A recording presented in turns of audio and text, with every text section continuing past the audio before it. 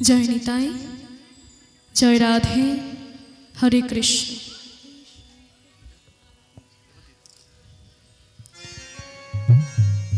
हे भक्तगण, आज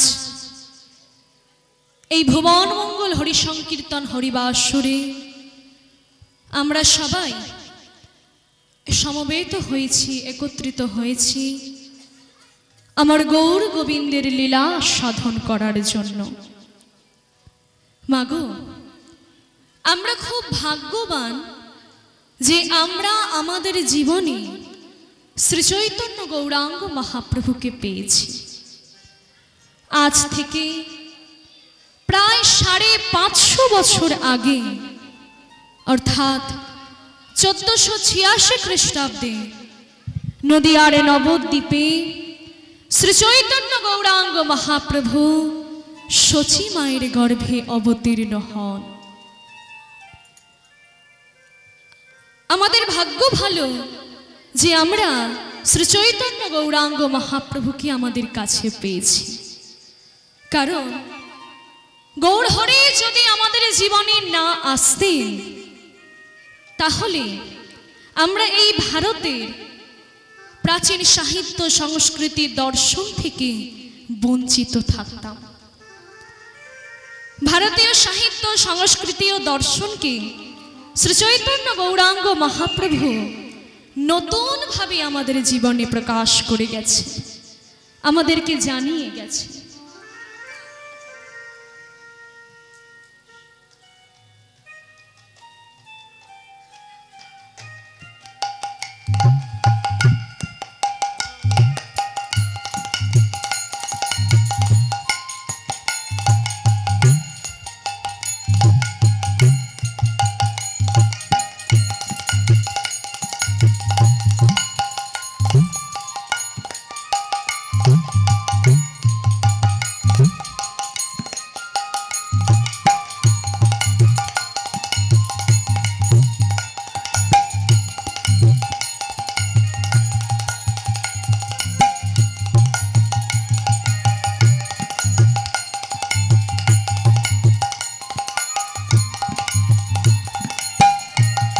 বিশেষ করে দর্শন সাহিত্য, আমাদের ভারতবর্ষে যে 6টি দর্শন প্রসিদ্ধ, অর্থাৎ সাংখ্য, যোগ, ন্যায়, বৈশেষিক, বেদান্ত, মীমাংসা, এই ষড়দর্শন যে প্রাচীন ভারতীয় সাহিত্যে আছে, এর মধ্যে বেদান্ত দর্শন হচ্ছে সর্বশ্রেষ্ঠ দর্শন।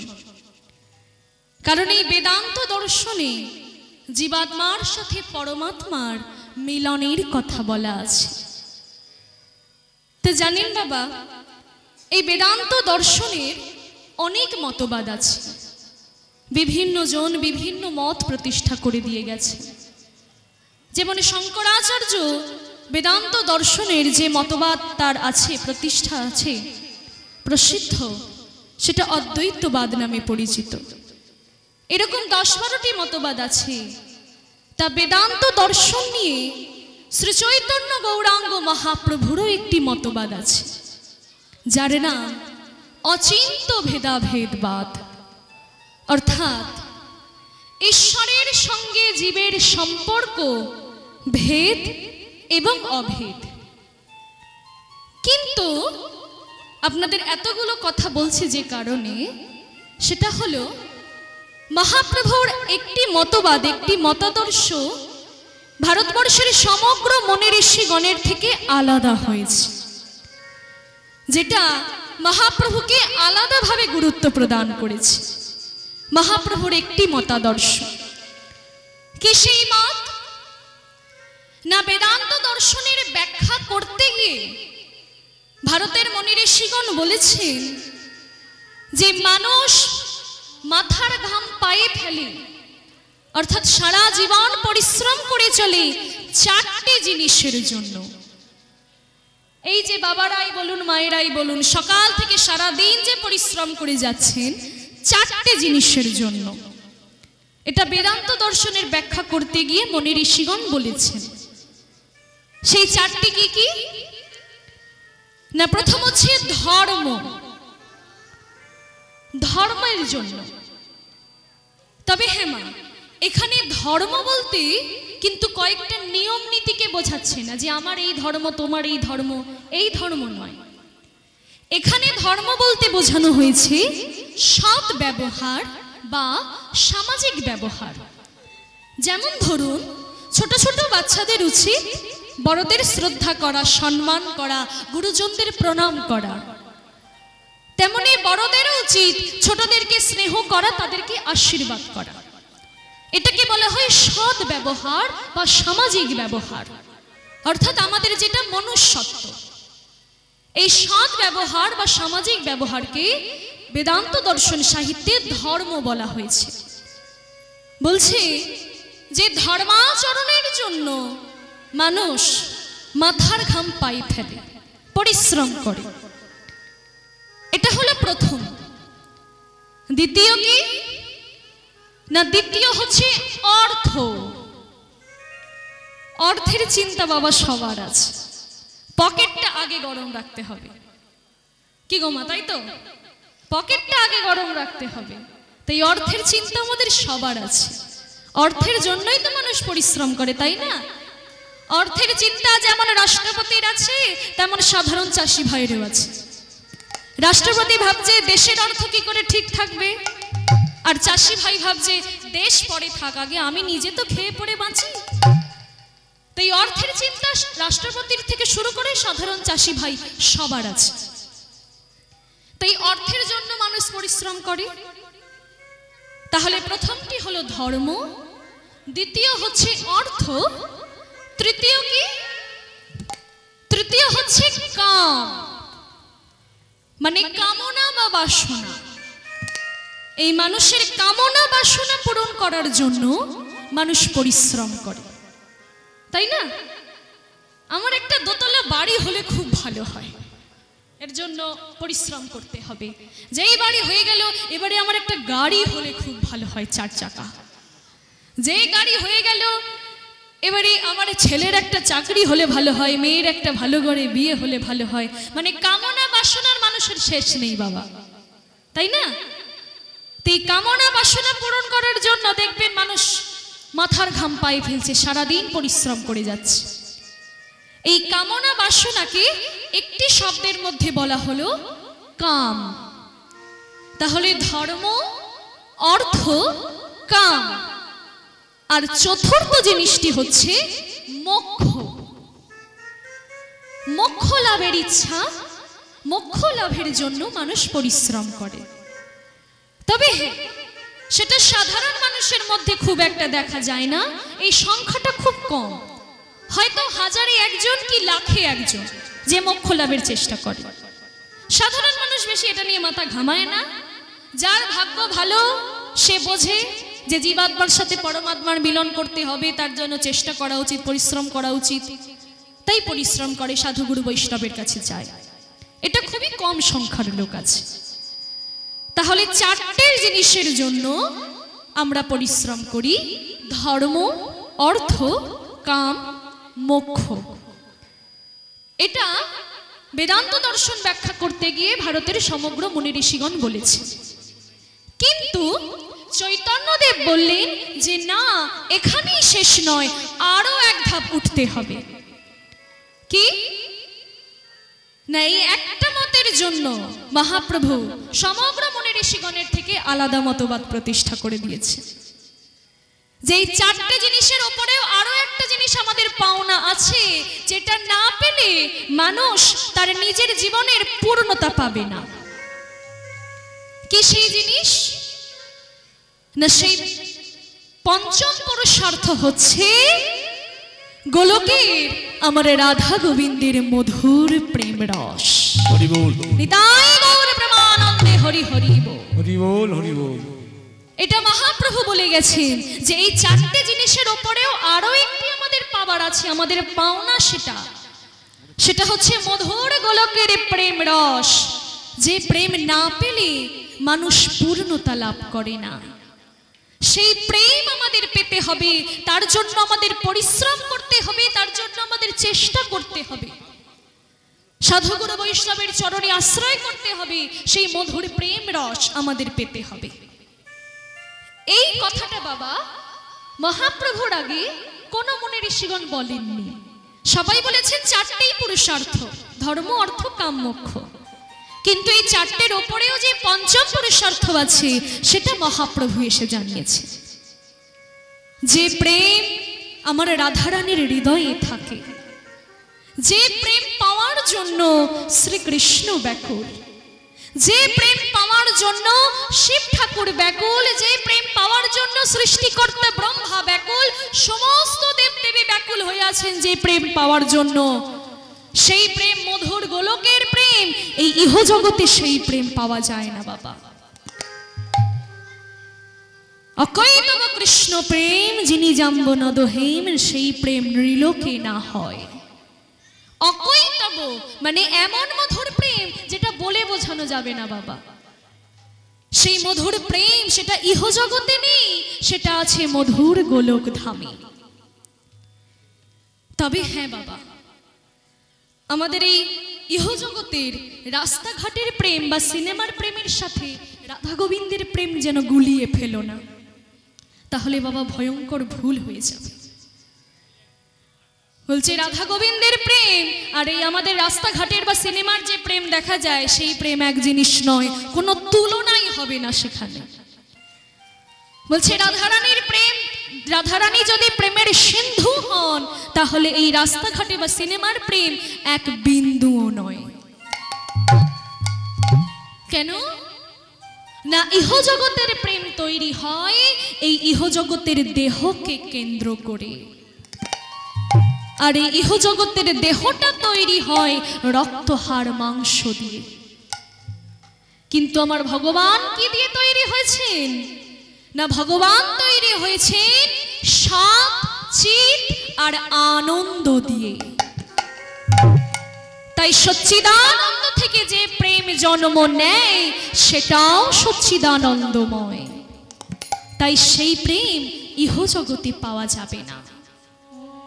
যে সমস্ত সাধুগুরু বৈষ্ণব মুনি ঋষিগণ সেই মধুর কৃষ্ণ প্রেম পেয়েছেন, তাদের চরণটা আশ্রয় করলে আমরাও হয়তো সেই প্রেমের সিন্ধুর এক বিন্দু রস আস্বাদন করতে পারব। হরি হরি বল। তাই মহাপ্রভু বলে গেছেন যে ধর্মের জন্য তোমরা পরিশ্রম করছো, অর্থের জন্য পরিশ্রম করছো তো ঠিক আছে, কামের জন্য পরিশ্রম করছো করো, মোক্ষের জন্য পরিশ্রম করো, কিন্তু এর উপরেও যে একটা জিনিস পাওনা আছে, সেই পঞ্চম পুরুষার্থ মধুর কৃষ্ণ প্রেম, সেই প্রেম আমাদের পেতে হবে। আর সেই প্রেম আমরা কিভাবে পাবো? কিভাবে পাবো? না, সেই গোলকের মধুর প্রেম শ্রী চৈতন্য গৌরাঙ্গ মহাপ্রভু আমার হরিনাম সংকীর্তনের মাধ্যমে এই কলিজীবের দ্বারে দ্বারে দিয়ে গেছে বাবা। তাই মহাপ্রভু কি বললেন? যে যতদিন বাঁচবে বদন ভরে শুধু হরিনাম গেয়ে যাও, সংকীর্তন রসে নিজেকে ডুবিয়ে দাও। যেদিন সর্বস্ব ত্যাগ করে সংকীর্তন রসে নিজেকে ডোবাতে পারবে, সেদিন তুমিও সেই প্রেমের রস আস্বাদন করতে পারবে। নিতাই গৌর প্রেমানন্দে হরি হরি বল। তাই হরিনাম সংকীর্তন শোনাটাও পুণ্যের, গাওয়াটাও পুণ্যের, আর আপনারা যারা ব্যবস্থা করেছেন বাবা, এই ব্যবস্থা করা তো আরো বড় পুণ্যের। তাই আসুন আজ গৌর গোবিন্দের কৃপায় এই মধুর বৃন্দাবনে আমরা সবাই যখন সমবেত হয়েছি, তখন হরিনাম সংকীর্তনের মাধ্যমে গৌর গোবিন্দের নাম গুণকীর্তন করে তারপরে আমরা লীলায় প্রবেশ করব। ঠিক আছে কি মা? সবাই করবে তো হরিনাম আমার সাথে? কই দুটি বাহু তুলুন দেখি, কারা কারা করবেন? দুটি বাহু তুলুন। হবে তো এদিকে বাবারা, আপনারা দুটি বাহু তুলে আমার সাথে হরিনাম করুন। সবাই মিলে, মায়েরা দাদারা যারা দাঁড়িয়ে আছেন, পিছনে যারা আছেন, সবাই মিলে করতালি দিয়ে দুটি বাহু তুলে আমার সাথে হরিনাম করুন। জয় গোপালা হরি হরি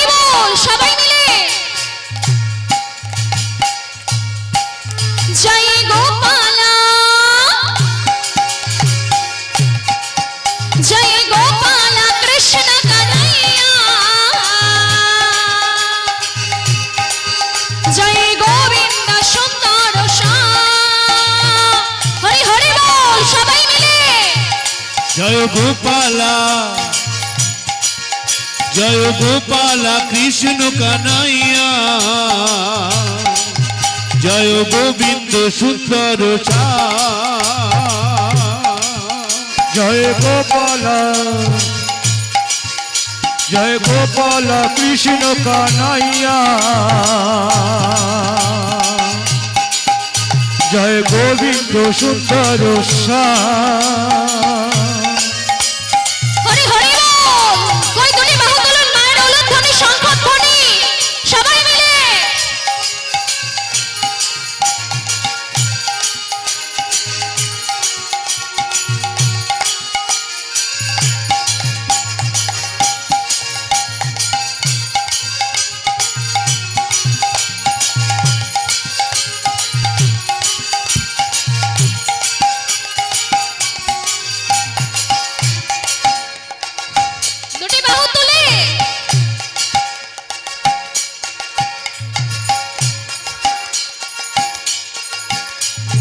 রাসবিহারী ভক্ত ভিখারী ব্রজবিহারী তুমি বংশীধারী রাসবিহারী ভক্ত ভিখারী ব্রজবিহারী তুমি বংশীধারী রাসবিহারী ভক্ত ভিখারী ব্রজবিহারী তুমি বংশীধারী রাসবিহারী ভক্ত ভিখারী ব্রজবিহারী তুমি বংশীধারী সুন্দর কৃষ্ণ কানাইয়া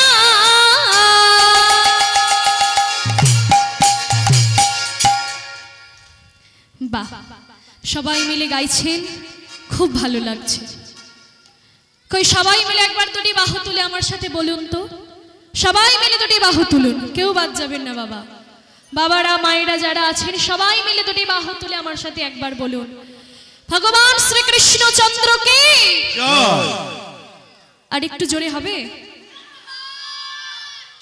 হবে আর একটু জোরে আচ্ছা বলুন শ্রীমতী রাধা রানী কি জয় আর একটু জোরে হবে নাকি হবে বাহ ঠিক আছে বলুন ভগবান শ্রীকৃষ্ণচন্দ্র কি জয় শ্রীমতী রাধা রানী কি নিতাই চাঁদ কি গৌর চাঁদ কি বাবা ভোলানাথ কি মা মনসা দেবী কি মধুর বৃন্দাবন ধাম কি বাহ সুন্দর কৃষ্ণ কানাইয়া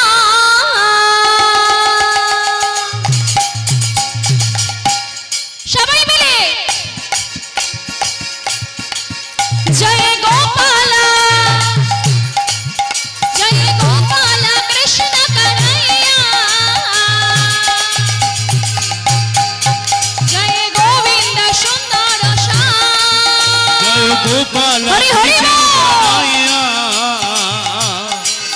জয় গোবিন্দ কৃষ্ণ জয় গোপালা জয় গোপালা কৃষ্ণ কানাইয়া জয় গোবিন্দ সুন্দর হরি হরি বল উলুধ্বনি শঙ্খধ্বনি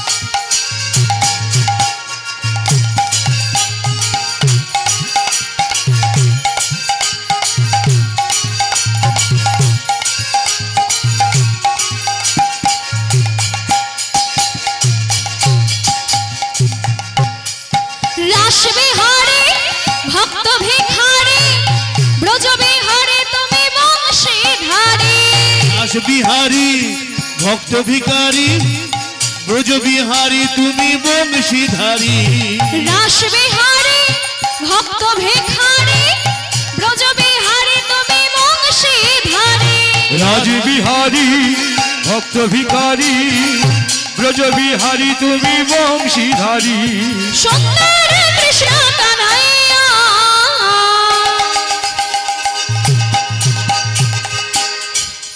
জয় গোপালা জয় জয় গোপালা কৃষ্ণ কানাইয়া